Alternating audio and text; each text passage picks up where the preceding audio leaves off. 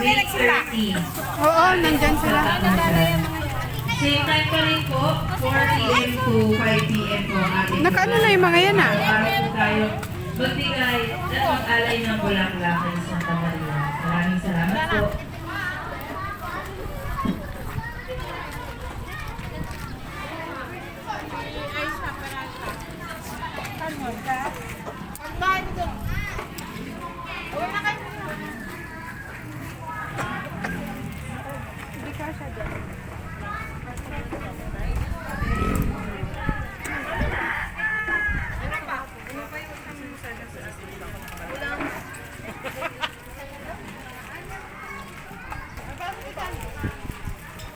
Ay, may baso pati? Meron pa.